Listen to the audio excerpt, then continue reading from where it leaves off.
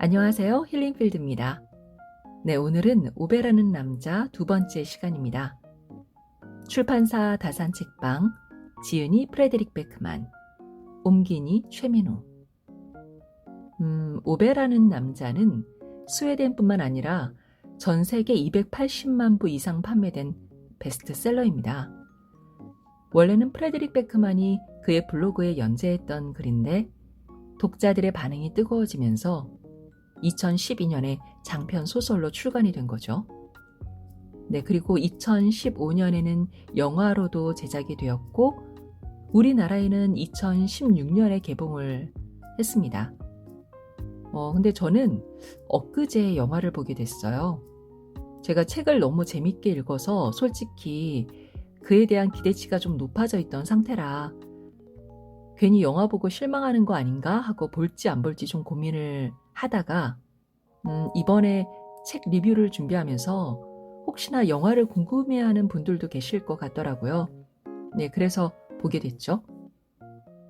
근데 결론은 괜한 고민을 했다라는 생각을 했습니다. 영화는 영화고 책은 책이었죠. 책은 글을 읽으면서 상상하는 재미가 있었다면 이 오베라는 남자 영화는 영상도 꽤 인상적이었고 또 스웨덴의 작은 마을이 배경이거든요. 근데 거기서 느껴지는 정서가 매우 좋았습니다.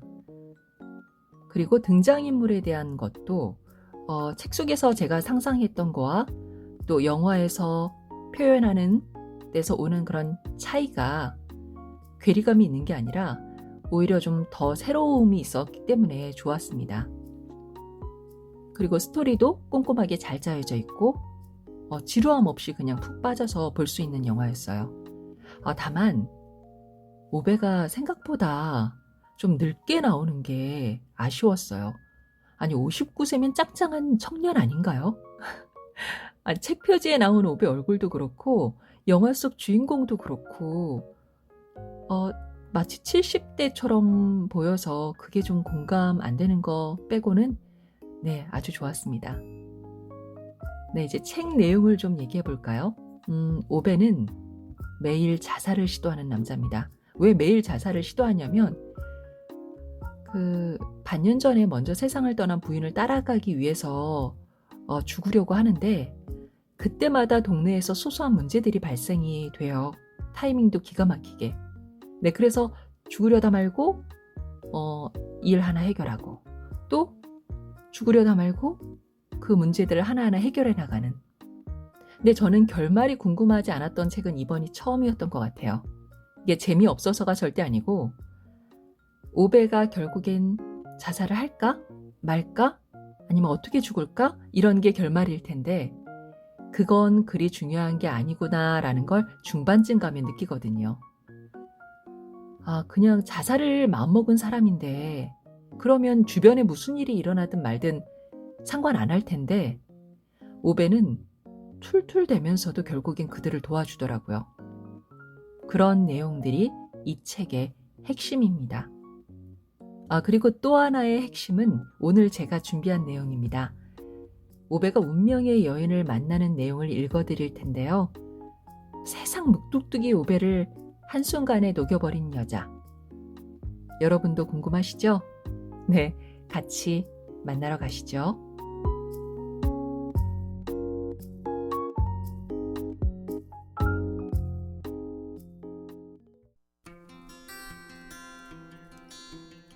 오베였던 남자와 기차에 탄 여자.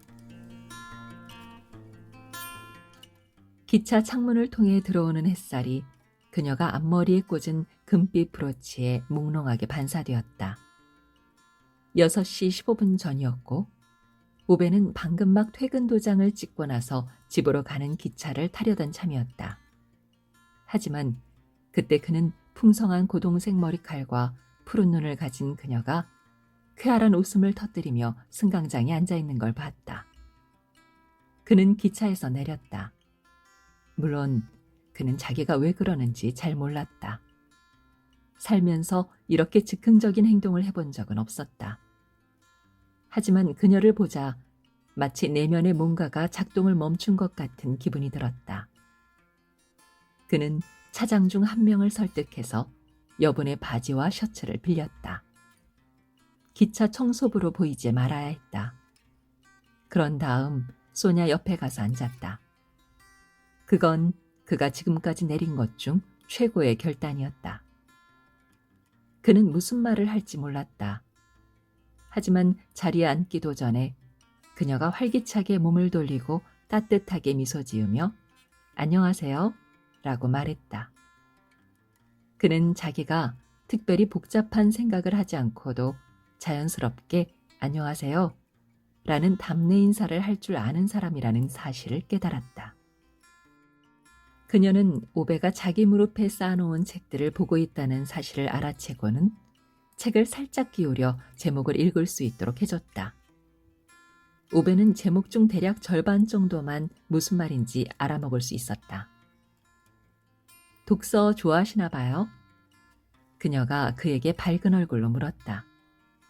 오베는 살짝 불안한 마음으로 고개를 저었지만 그녀에게는 그 반응이 별로 신경 쓰이지 않는 듯했다. 그녀는 그냥 웃고는 자기는 세상 무엇보다 책을 사랑한다고 말하더니 자기 무릎에 있는 책들이 무슨 내용인지 하나하나 열심히 말해주기 시작했다. 그리고 오베는 자기가 남은 일생 동안 그녀가 좋아하는 것에 대해 그녀의 입으로 듣길 원한다는 사실을 깨달았다. 그는 그녀의 목소리만큼 굉장한 걸 들은 적이 없었다. 그녀는 거의 킥킥 웃음을 터뜨리기 직전에 있는 상태를 계속 유지하면서 말했다. 그녀가 깔깔거리며 웃는 걸 듣고 샴페인 거품이 웃을 줄 안다면 저런 소리가 날 거라고 오베는 생각했다.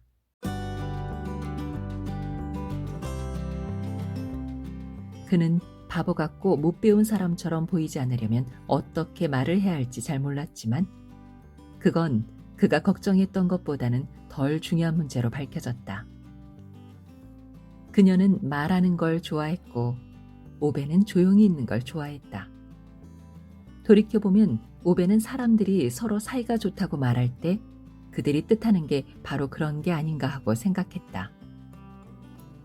여러 해가 흐른 뒤 그녀는 그날 객실에서 오베가 다가와 자기와 같이 앉았을 때 그가 무척 헷갈리는 사람이라 생각했다고 말했다. 온몸으로 퉁명스럽고 둔감한 티를 냈다고 했다. 하지만 어깨는 넓었고 팔 근육은 늠름해서 셔츠천을 팽팽하게 잡아 늘리고 있었다. 그리고 다정한 눈을 하고 있었다. 그녀가 말할 때 그는 들었고 그녀는 그를 웃게 만드는 게 좋았다. 어쨌거나 학교까지 가는 길은 무척이나 지루했으므로 동행이 있는 건 기쁜 일이었다. 그녀는 교사가 되려고 공부하는 중이었다. 매일 기차를 타고 10에서 20km를 간 뒤 다른 기차로 갈아탄 다음 다시 버스를 탔다. 오베는 전혀 엉뚱한 방향으로 약 1시간 반 동안 여행을 했다. 그들이 승강장에서 처음 마주치고 나란히 앉아가다가 그녀가 버스를 타는 정류장에 서게 되고 나서야 그녀는 오베에게 여기서 뭘 하고 있느냐고 물었다. 그제야 오베는 자기가 군부대 막사에서 5, 6km 떨어진 곳에 있다는 걸 알았다. 심장 문제만 아니었다면 있을 수도 있었던 곳. 자기가 왜 그러는지 깨닫기도 전에 말이 입에서 미끄러져 나왔다. 저기서 군복무를 하고 있어요. 그가 막연한 태도로 손을 흔들며 말했다. 그럼 돌아가는 기차에서도 볼 수 있겠네요. 저는 5시에 집에 가거든요. 오베는 할 말이 떠오르지 않았다. 물론 그는 군사시설에 근무하는 사람이 5시에 퇴근하지 않는다는 걸 잘 알았지만 그녀는 그 사실을 확실히 몰랐다. 그래서 그냥 어깨만 으쓱했다. 그녀는 버스를 타고 떠났다. 오베는 의심의 여지 없이 지금 하는 생각이 다방면으로 터무니없다는 결론을 내렸다. 하지만 그 일을 하기 위해 할 일은 그리 많지 않았다. 그래서 그는 자기가 지금 서 있는 조그만 대학가에서 작은 중심가로 향하는 표지판을 찾아냈다. 그러고 나서 걷기 시작했다. 45분 뒤 그는 그 지역에 딱 하나 있는 양장점으로 가는 길을 물었고 마침내 그곳을 찾아내서는 묵직한 걸음걸이로 들어가 셔츠를 펴고 바지를 다릴 수 있는지, 만약 그게 된다면 얼마나 걸릴지 물었다. 10분 정도만 기다리시면 돼요. 라는 대답이 돌아왔다. 그럼 4시에 다시 오겠습니다. 오베는 그렇게 말하고 가게를 떠났다. 그는 기차역으로 어슬렁어슬렁 돌아가 역 대합실 벤치에 자리를 잡았다. 3시 15분이 되자 그는 양장점으로 돌아가 셔츠와 바지가 다려지는 동안 속옷 차림으로 직원용 화장실에 앉아서 기다린 뒤 역으로 걸어가 그녀와 함께 기차를 잡아 타고 그녀가 내리는 역까지 1시간 반 걸려 돌아갔다. 그런 다음 다시 30분 동안 기차를 타고 자기가 내릴 역까지 갔다. 그는 다음 날에도 이 일을 되풀이했다. 그 다음 날에도. 그 다음 날 기차역 계산대에서 일하는 남자가 오베의 일과에 끼어들어서는 여기서 불황자처럼 자면 안 된다는 사실을 주지시켰다. 잘 알지 않느냐면서. 오베는 그가 하는 말을 알아들었지만 이 역에 오는 무척 중요한 여인 때문에 그렇다고 설명을 했다. 이 말을 듣자 매표소에서 일하는 남자가 고개를 슬쩍 끄덕이더니 그 뒤로 빈 수화물 취급소에서 잠을 잘 수 있도록 해줬다. 기차역 매표소에서 일하는 남자들도 사랑에 빠진 적이 있었던 것이다. 오베는 그 뒤로 3달 동안 매일 똑같은 일을 했다. 마침내 그녀는 그가 자기를 저녁 식사에 초대하지 않는 것에 지쳐버리고 말았다. 그래서 대신 그녀가 자신을 직접 초대했다. 내일 저녁 8시에 여기서 기다릴게요. 정장을 입고 나오셔서 절 저녁 식사에 초대해 주셨으면 좋겠네요. 그녀가 어느 금요일 저녁 기차에서 내리며 간단 명료하게 말했다. 그리고 그렇게 됐다. 오베는 그녀를 만나기 전 어떻게 살아왔느냐는 질문을 한 번도 받은 적이 없었다. 하지만 누군가 물어봤다면 그는 살아도 산 게 아니었다고 대답했으리라. 토요일 저녁 그는 아버지의 낡은 갈색 양복을 입었다. 어깨가 꼈다. 그런 다음 노부인이 부탁한 나사모 2개를 끼우러 집을 둘러보기 전 자기 방 간이 부엌에 놔뒀던 소시지 2개와 감자 7개를 먹었다. 누구 만나? 노부인이 계단에서 내려오는 그를 반기며 물었다. 그녀는 그가 양복을 입은 걸 처음 봤다. 오베는 무뚝뚝하게 고개를 끄덕였다. 네.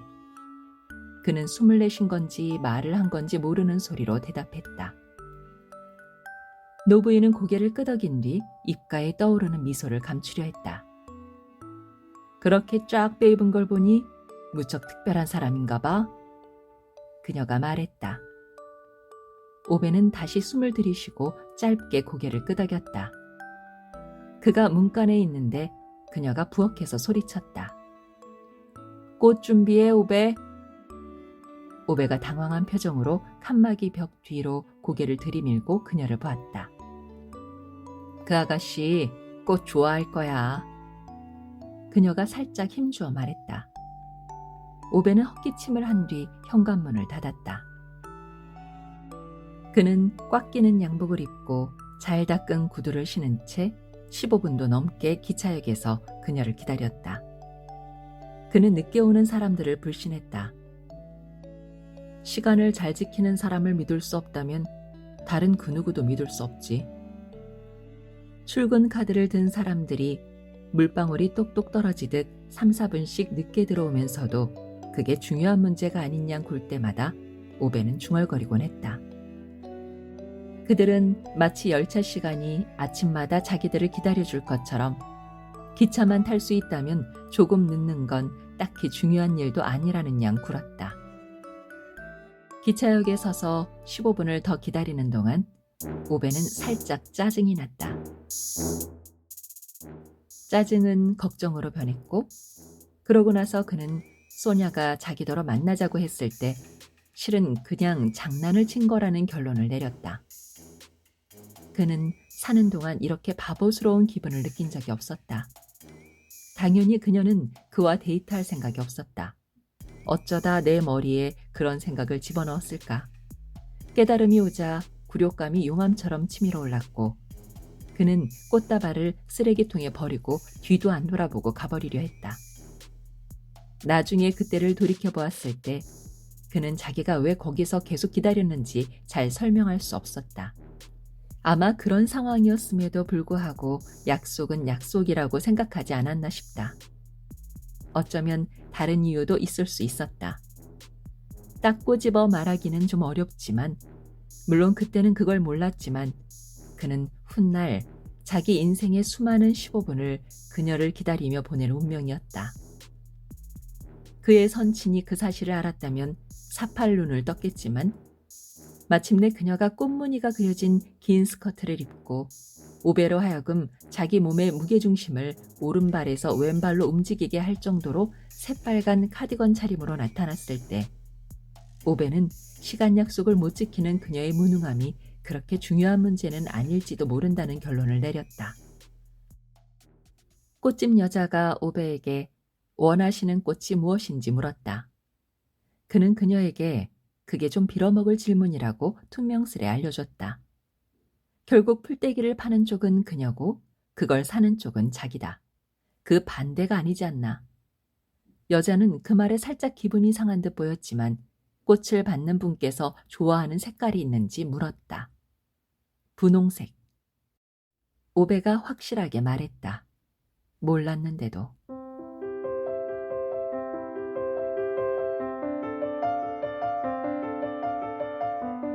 지금 그녀는 기차역 밖에서 그가 준 꽃다발을 가슴에 꼭 안은 채 기쁜 표정을 지으며 서 있었다. 그녀가 입은 붉은 카디건 때문에 나머지 세상은 회색 톤으로 보였다. 정말 예뻐요. 그녀가 솔직담백하게 미소 지었고 오베는 땅바닥을 내려다보며 발로 자갈을 찼다. 오베는 레스토랑을 그다지 좋아하지 않았다. 그는 사람들이 집에서도 밥을 먹을 수 있는데 왜 외식에 그렇게 돈을 써대는지 결코 이해하지 못했다. 그는 으리번쩍한 가구나 공들인 요리에도 큰 관심이 없었고 자기가 대화 기술이 부족하다는 것도 잘 인식하고 있었다. 그는 온갖 경우를 대비해 최소한이나마 미리 식사를 해뒀다. 그러면 자기가 제일 싼 음식을 고르는 동안 그녀가 메뉴에서 원하는 걸 주문할 수 있을 거고 돈도 될 수 있었다. 게다가 뭘 좀 먹어두면 최소한 그녀가 그에게 뭔가 물었을 때 입에 음식이 꽉 차 대답하지 못하는 경우는 없을 것이었다. 그가 보기엔 썩 괜찮은 작전 같았다. 그녀가 주문을 하는 동안 웨이터가 싹싹하게 미소를 지었다. 오베는 그들이 레스토랑에 들어왔을 때 웨이터와 레스토랑 안의 다른 손님들 모두가 무슨 생각을 했을지 너무도 잘 알았다. 그녀는 오베에게 과분했다. 그게 그 사람들 생각이었다. 그는 자기가 무척 바보스럽게 느껴졌다. 그가 그들의 의견에 거의 전적으로 동의하기 때문이었다. 그녀는 자기가 하는 공부에 대해, 자기가 읽은 책과 관람한 영화에 대해 무척이나 즐겁게 얘기했다. 그녀가 오베를 볼 때면 그는 난생 처음으로 자기가 이 세상에서 유일한 남자가 된 것 같은 기분을 느꼈다. 오베는 이런 기분이 옳지 않다는 걸 알 만큼 또한 더 이상은 이렇게 앉아있을 수 없다는 걸 깨달을 만큼은 정직한 사람이었다. 그는 헛기침을 하고 용기를 끌어모아 그녀에게 진실을 털어놓았다. 군복무를 하지 않는다는 걸, 사실은 심장에 이상이 있는 청소부일 뿐이고 거짓말을 한 것은 그녀와 같이 기차를 타는 게 정말 즐거워서라는 이유 말고는 없었다고. 그는 이 식사 자리가 그녀와 함께하는 유일한 자리가 되리라 짐작했다. 그녀가 사기꾼과 식사를 할 정도로 가치 없는 사람이라고는 생각하지 않았다. 그는 이야기를 마친 뒤 냅킨을 테이블 위에 올려놓고 음식값을 내기 위해 지갑을 꺼냈다. 미안합니다. 그는 부끄러운 표정을 지으며 중얼거린 뒤 자기가 앉은 의자 다리를 툭 걷어찬 다음 거의 들리지도 않을 정도로 낮은 목소리로 덧붙였다. 당신이 바라보는 사람이 된다는 건 어떤 기분인지 알고 싶었을 뿐입니다. 그가 자리에서 일어서려는데 그녀가 테이블 너머에서 손을 뻗어 그의 팔을 잡았다. 이렇게 말씀을 많이 하시는 건 처음 봐요. 그녀가 미소를 지었다. 그는 그렇다고 어떻게 사실이 바뀌느냐는 등 하는 소리를 중얼거렸다. 그는 거짓말쟁이였다. 그녀가 다시 그에게 앉아달라고 했고 그는 그녀의 말에 복종하여 의자에 풀썩 앉았다. 그녀는 화를 내지 않았다. 적어도 그가 생각한 방식으로는 아니었다. 그녀는 웃기 시작했다. 마침내 그녀는 그가 군복무를 하지 않는다는 사실을 알아채는 게 그리 어려운 일은 아니었다고 말했다. 왜냐하면 군복을 한 번도 입지 않았으니까. 게다가 군인들이 주중 5시에 퇴근하지 않는다는 걸 다들 알잖아요. 그녀는 오베가 러시아 스파이 마냥 도통 신중하질 않았다고 덧붙였다. 그녀는 그에게 나름 이유가 있을 거라는 결론에 도달했다. 그녀는 그가 자기 말을 듣는 태도가 좋았다고, 그녀를 웃기는 것도 좋았다고, 자기는 그거면 충분했다고 말했다. 그런 다음 그녀는 그에게 삶에서 정말로 원하는 게 뭐냐고, 만약 원하는 걸 고를 수 있다면 뭘 택하겠냐고 물었다. 그는 생각도 하지 않고 곧바로 집을 짓고 싶다고 대답했다. 집을 건설하고 싶다고, 도면을 그리고 싶다고, 부지에 집을 세울 수 있는 최적의 방법을 계산하고 싶다고 했다. 이번에 그녀는 그가 생각했던 것처럼 웃지 않았다. 그녀는 화를 냈다. 그럼 왜 안 하는 거죠? 그녀는 이유를 알아야겠다고 했다. 오베는 그 질문에 딱히 그럴싸한 대답을 내놓지 못했다. 월요일에 그녀가 토목공사 자격증을 위한 통신 강좌 팸플릿을 들고 오베의 집으로 찾아왔다. 하숙집 노부인은 아름답고 젊은 여성이 자신감 넘치는 걸음걸이로 계단을 올라가는 모습을 보고 압도당했다. 나중에 그녀는 오베의 등을 톡톡 건드리고는 그 꽃이 아마 꽤나 쓸만한 투자였나 보다고 속삭였다. 오베는 동의할 수밖에 없었다. 오베가 자기 방에 왔을 때 그녀는 방 침대 위에 앉아 있었다.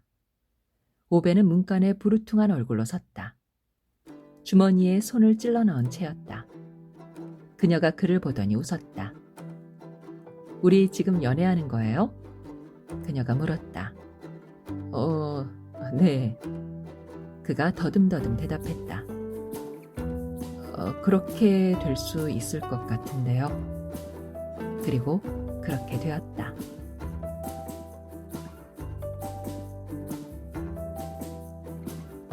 그녀는 그에게 책자를 건넸다. 2년 과정으로 오베가 집짓기에 대해 배운 그 모든 시간이 결국에는 그가 한때 생각했던 것처럼 쓸모없는 게 아니었다는 사실이 밝혀졌다. 아마 그는 전통적인 의미의 공부에 대해서라면 딱히 머리가 좋은 편이 아니었겠지만 숫자를 이해했고 집을 이해했다. 공부가 그를 멀리 나아가게 했다.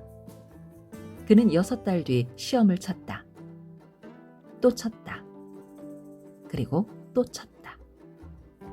그런 다음 그는 주택회사에 고용됐고 거기서 한 세기의 3분의 1을 근무했다. 열심히 일했고 한 번도 알아눕지 않았으며 모기지를 갚고 세금을 내고 의무를 다했다. 최근 개발이 이루어진 숲속 택지에 지어진 작은 2층 집을 샀다. 그녀는 오베와 결혼하고 싶어 했고 그래서 오베는 청혼했다. 그녀는 아이를 갖고 싶어 했고 오베는 자기도 좋다고 했다. 그들이 이해한 바로는 아이들은 주택단지에서 다른 아이들과 함께 살아야 했다. 40년이 채 안 되어 집 주변에는 더 이상 숲이 하나도 남지 않았다. 주택들 뿐이었다. 어느 날 그녀는 병원에 누워 그의 손을 잡고는 걱정 말라고 했다. 다 잘 될 거라고 했다. 말이야 쉽다고 오베는 생각했다. 그의 가슴이 분노와 슬픔으로 고동쳤다. 하지만 그녀는 그저 다 괜찮을 거예요, 여보. 라고 속삭이며 그의 팔에 자기 팔을 기댈 뿐이었다. 그녀는 집게 손가락으로 그의 손바닥을 부드럽게 눌렀다. 그리고 눈을 감은 뒤 죽었다. 오베는 그녀의 손을 몇 시간 동안 그대로 잡고 있었다. 병원 직원이 병실로 들어와 다정한 목소리와 조심스러운 태도로 자기들이 그녀의 시신을 모셔가야 한다고 설명할 때까지. 오베는 자리에서 일어나 고개를 끄덕인 다음 장의사에게가 서류를 챙겼다. 그녀는 일요일에 매장됐다. 그는 월요일에 출근했다. 누군가 묻는다면 그는 그녀를 만나기 전까지 자기는 결코 살아있던 게 아니었다고 말했을 것이다. 그녀가 죽은 뒤에도.